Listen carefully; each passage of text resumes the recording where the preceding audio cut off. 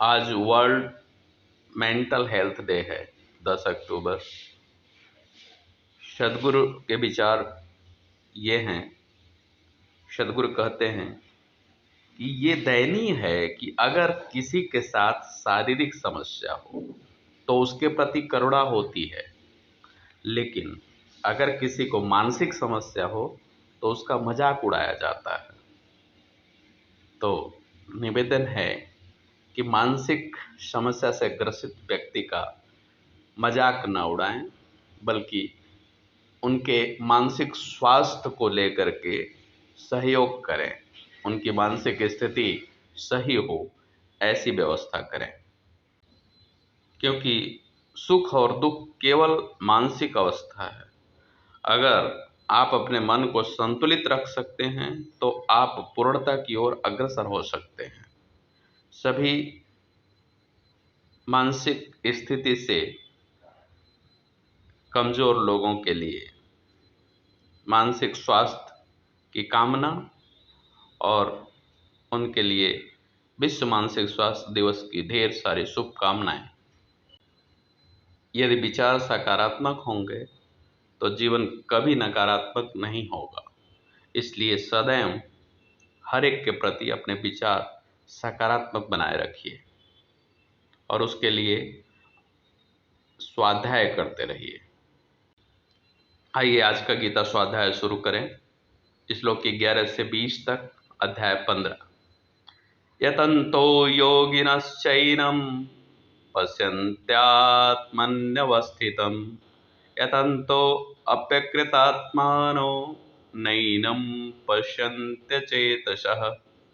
योग के अभ्यास में प्रयत्नशील मनुष्य ही अपने हृदय में स्थित इस आत्मा को देख सकते हैं, किंतु जो मनुष्य योग के अभ्यास में नहीं लगे हैं, ऐसे अज्ञानी प्रयत्न करते रहने पर भी इस आत्मा को नहीं देख पाते हैं।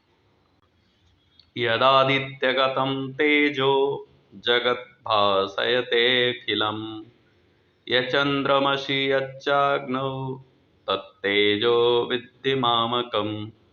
हे अर्जुन, जो प्रकाश सूर्य में स्थित है, जिससे समस्त संसार प्रकाशित होता है, जो प्रकाश चंद्रमा में स्थित है और जो प्रकाश अग्नि में स्थित है, उस प्रकाश को तू मुझसे ही उत्पन्न समझ।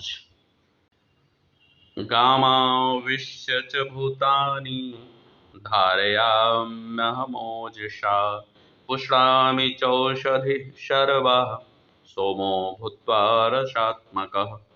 मैं ही प्रत्येक लोक में प्रवेश करके अपनी शक्ति से सभी प्राणियों को धारण करता हूँ, और मैं ही चंद्रमा के रूप से वनस्पतियों में जीवन रस बनकर समस्त प्राणियों का पोषण करता हूँ। अहं वैश्वानरो भूत्वा प्राणिनां देहमाश्रितः प्राणापानसमायुक्तः पचाम्यन्नं चतुर्विधम्। मैं ही पाचन अग्नि के रूप में समस्त जीवों के शरीर में स्थित रहता हूँ। मैं ही प्राणवायु और अपान वायु को संतुलित रखते हुए 4 प्रकार के चबाने वाले, पीने वाले, चाटने वाले और चूसने वाले अन्नों को भी पचाता हूँ। सर्वस्य चाहं हृदि सन्निविष्टो मतः स्मृतिर्ज्ञानं पोहनं च वेदैश्च सर्वैरहमेव वेद्यो वेदान्तकृद्वेद विदेव चाहम्।